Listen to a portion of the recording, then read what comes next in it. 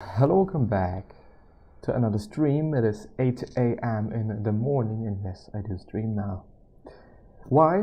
Because today is my rest day, which actually quite often is pretty good and pretty cool, and I really enjoy it, which is a good sign. It is a good sign that throughout the week, throughout my non-rest days, I do enough work, I put in enough work so that a rest day feels like it is necessary.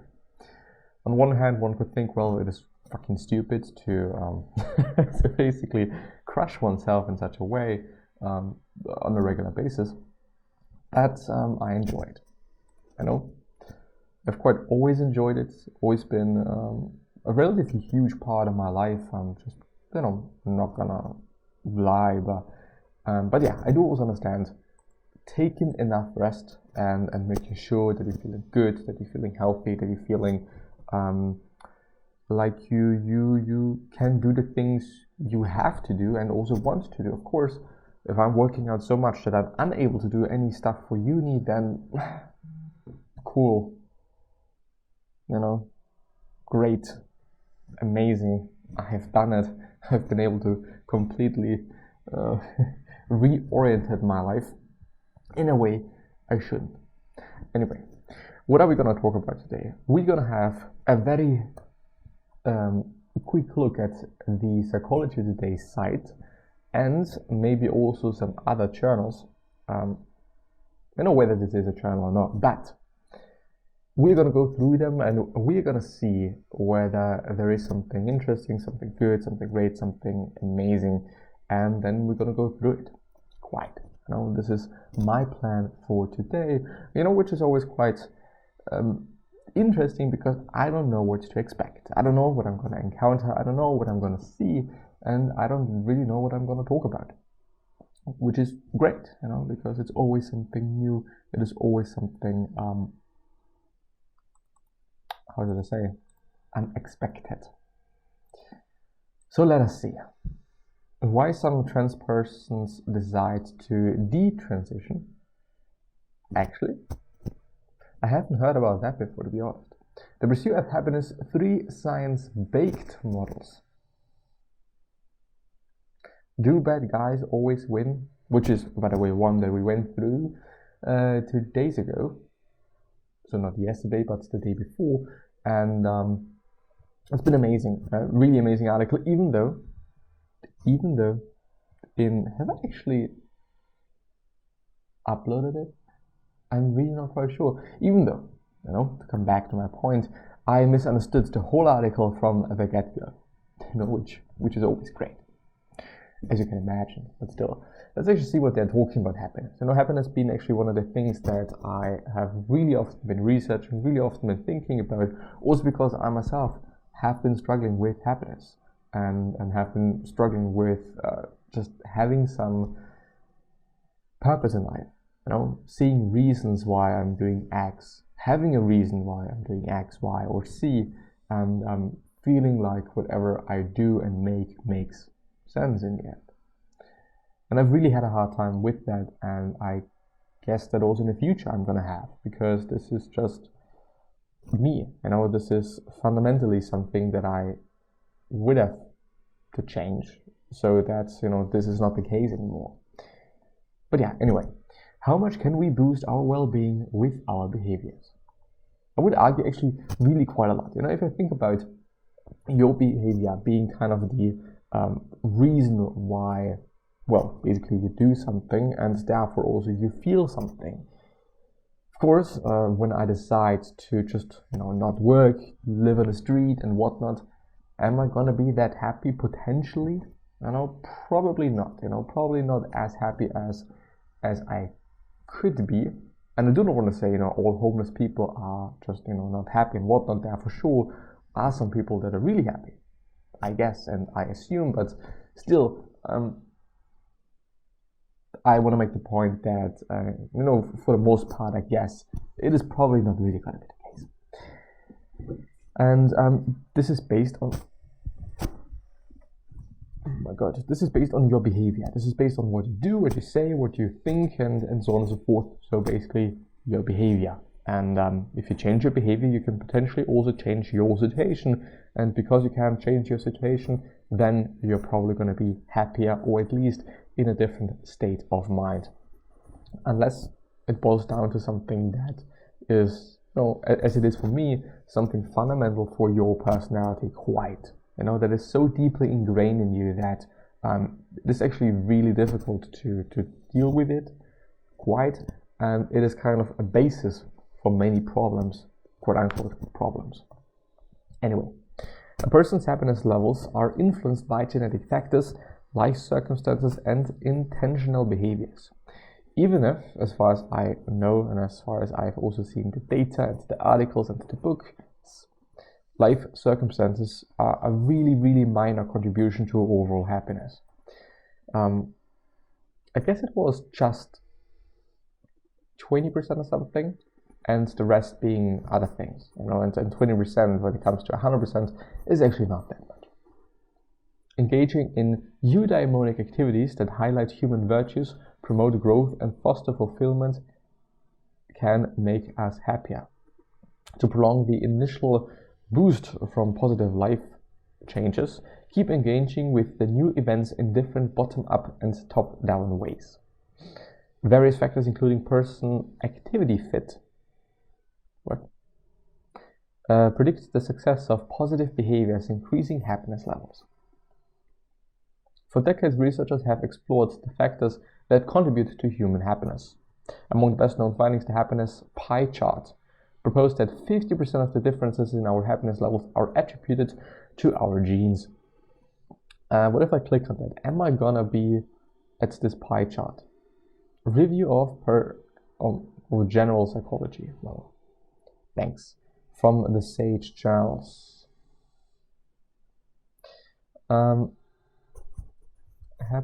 Happiness pie chart. Let's have a look at it. And I do dearly hope that I'm not going to encounter various different ways of it. Oh yeah, of course. I mean, I guess, well, it is also by the Psychology Today site, so I assume that it is the right one. Circumstances only being 10%, this is what I meant before, and so I guess that I've also seen this pie chart, even if I think that I have seen it written out, not as a chart or diagram, but just in text form. Intentional activity 40%, which is your behavior, I would assume, and the set point is our genes. And well, of course, some people naturally have a higher baseline when it comes to happiness, or actually a lower baseline. It really depends on just what you're referring to, but this is just going to be the case, period. And if you are in the percentage of people that have a very bad set point, very bad genetics, then well, it is fucked up. It really is, and you cannot do that much about that factor, of course, unless, I don't know, in the future we can change gene expressions to make ourselves happier. But on the flip side, almost the exact same percentage is what we do. So you could balance it out. On the other hand, of course, if somebody is already having a pretty good set point, pretty good genetics when it comes to happiness, and they also just do activities or interact with activities that make them even happier and really help them, well, they are going to be on a level that you can never quite reach, period, because this is your genetics. This is something you cannot change. And at least according to this diagram, and as far as I can understand it, and as far as I also interpret it, you're unable to surpass that, as a person that is having a bad set point. But as long as you can do something, as long as you can be happy to such a degree that you are happy, I guess it is fine. Because I don't know, what if I do have, this pretty good set point, and I also do everything that could make me happy in terms of my activities. is there kind of an end to happiness? Because I'm just imagining it. Like, I'm just thinking about percentages quite in the end. So if I'm having a good set point, my set point is 100%. Now let's actually do it like my set point is 50%, to just make the point a bit easier. Then I engage in 40% of 40% of my activities, so everything that I can, and also my circumstances are quite amazing. I'm also having those 10% additionally to the 90% of happiness and amazingness that I already have. What type of happiness is that? Is this type of happiness being just, happy?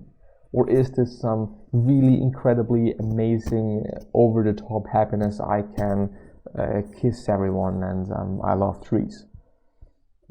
Is this what it is then? Compared to when you're only having, when your circumstances are fucked up and everything else is pretty good, and you're having those 90% of happiness, how much of a reduction is that? How much of a reduction in happiness is it? But actually, be really interesting. Probably to some degree, one can find that by, Googling this diagram, and actually also reading the article that I am actually quite on. This article that I have lost now, and I'm back on it. After 15 years of research into the pursuit of happiness, psychologists Sonia something and Karen Sheldon revisited their original theory in a recent article. There are 3 models derived from happiness, PI and the sustainable happiness model, that show that happiness can be successfully pursued given that you have the will and the proper way to do it. Eudaimonic activity model. Eudaimonia is a pathway to well-being through a well-doing, specifically reaching our potential by living a life of virtue and engaging in inherently meaningful endeavors. The word eudaimonia comes from ancient Greece, where philosophers like Socrates and Aristotle wrote that a good life was all about improving the self, engaging in pro-social behaviors, and nurturing connections with others. Psychological research has shown plenty of support for these eudaimonic theories. According to the eudaimonic activity model, for example, engaging in activities and goals that highlight human virtues, promote growth, and foster fulfillment can make people happier. Pursuing excellence, volunteering time, giving money to those in need, expressing gratitude, developing skills, and persevering at valid goals despite obstacles, and yada yada yada. I do want to really quickly point out there is an amazing podcast and also YouTube episode by Andrew Huberman and the Huberman Lab podcast that is all about gratitude. And it is an amazing podcast, and well, maybe there is also an article up. Might be the case. I'm checking it out afterwards, but you really have to check it out. It's incredible, and I've really enjoyed listening to it. And this is kind of the beauty of good podcasts, because you can listen to them wherever you are, without any hassle, to download the video or download anything and whatnot. Of course, there are apps and stuff like that and whatnot, but convenience. We often do things because of convenience, and I really have to check out the jet, because often indeed, when I think about the fact that somebody might be writing something in the jet, and I do not really see it, because here I don't have it, but apparently it is rather fine and rather nice and rather good. So, practicing these behaviors can satisfy our basic psychological needs for competence, autonomy, and relatedness, and increase our subjective well-being levels. Which, really sounds good. It sounds like, one should be doing so, that, whatever, Hedonic adaption prevention model. Many people are convinced that if they could only achieve the right circumstances, the perfect partner, the dream job, the nice house, they will be happier. But it never quite is the case, As I've actually also seen very, very, very often with working out and trying to achieve a certain body composition. And in the end, have I been happier? Well, in those times where I've been, in really good shape, at least I thought so at the time, at this point in time I would say like, I don't really know about that. I thought that I actually am really happy and I am really doing well, and I really enjoyed being in this shape and I really enjoyed having this body composition, and I really was well off. But on the flip side, I don't know, of course there were other things that I was not happy about, and of course it was also heavily due to the situation that I was in, also just being able to achieve that goal, and basically, by the way, also having that goal. For me, having a goal and having something to do and also knowing why to do it, pursuing something, this has always been a really big factor for me. But it is entirely psychological. It is entirely my thinking. If I think that pursuing, having a podcast and growing it and just, achieving better results with it, if I think that this is something that is good for me, is smart and whatnot, then I feel happy about this goal. On the flip side, if I'm just doing things for the sake of doing things, I do not feel happy about that. And I really also do not think or feel that I'm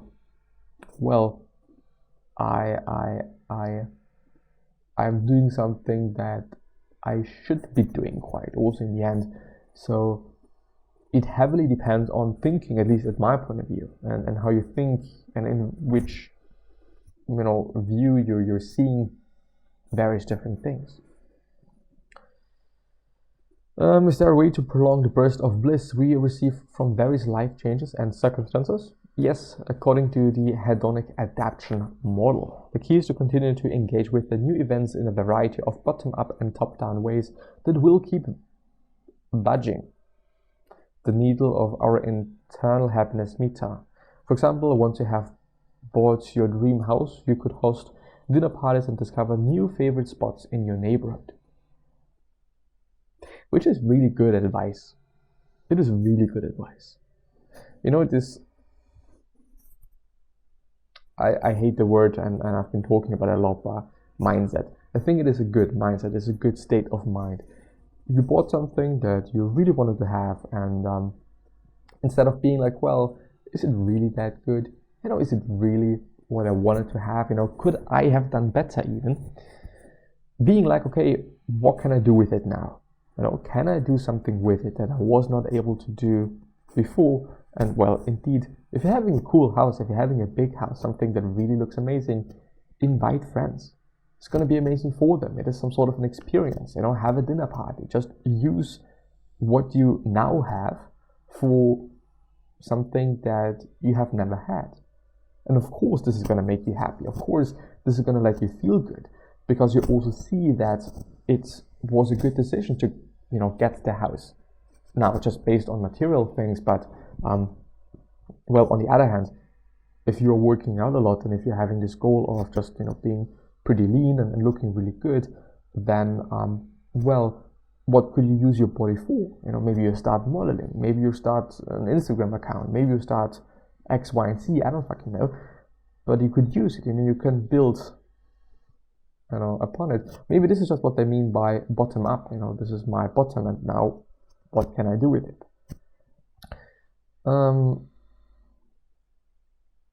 Feed the fire, as I'm seeing there. And then there is the positive activity model. If we can indeed make ourselves happier through intentional activities, it is important to explore the what, why, when, how of these happiness behaviors. I would really assume, that this is exactly what I meant before. If I think that something is smart and something is good, that I'm doing it, then this is what it is. We indeed create reality with our thoughts and with what we say, which, talking about propaganda, talking about regimes, talking about all of these things, all of these, rather political things, this basically is saying that something is the truth, whether it is or isn't, just not up for debate right now, but then it is reality. If I say that a certain group of people that they're bad, you should not believe in them, you should not talk to them, you should not interact with them in any sort of way because of this, that, and the other thing. Well, this is my new reality. Quite. Of course, if I do not believe it, it's not my reality. If and other factors, but still, I guess you know what I'm referring to, and the points that I'm willing to make. Anyway, from the optimal benefits from scientifically proven happiness boosting interventions, one has to be motivated to become happier and be willing to put effort into the pursuit of happiness. As such, the positive activity model delineates the conditions under which various intentional activities can increase well-being. Well, read very well.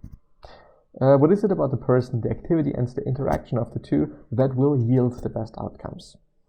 Researchers have conducted countless experiments to explore how different variables, including type and frequency of activities, a person's cultural background, amount of effort, and motivation, play a role in the effectiveness of inventions.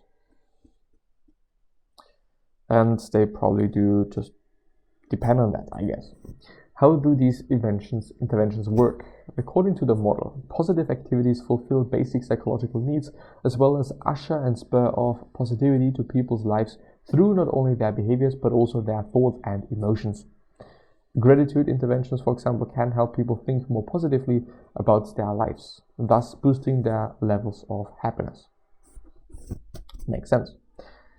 As studies continue to probe into the mechanisms of our well-being, Sheldon and the other one offer a helpful conclusion to what the research points to so far. And there is a quote, and it is actually indeed also the last quote and the last bit of the summary. The pursuit of happiness requires selecting self-appropriate and eudaimonic type activities rather than chasing after positive emotions directly. So it is more or less an indirect pursuit of happiness. Investing sustained rather than desultory effort in those activities and also practicing them in a varied and changing manner rather than doing them the same way each time. Such means people can create for themselves a steady inflow of engaging, satisfying, connecting, and uplifting positive experiences, thereby increasing the likelihoods that they remain in the upper range of their happiness potential. So indeed, as you can see now, it is work and it is also planning, I would say, on one hand, and on the other hand, it reminds me of something, something that I always thought should not be the case, and I'm doing things wrong. And this something is, thinking that I always have to do new things and to be happy, and this is bad. Feeling like, okay, can't I just be happy with what I have? Do I really always have to do different things, do them in a different way, experience something new, this, that, and the other thing, and always kind of basically reach for and work for this new stimulus? This is what I'm thinking about, always having those stimulus or stimuli and really focusing on them and whatnot.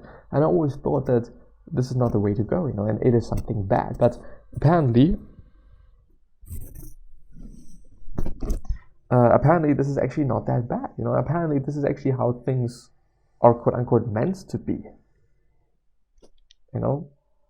Doing things that you enjoy, doing them in different ways, varying maybe also their intensity and whatever it may be. Apparently we live for change and we live for variety quite.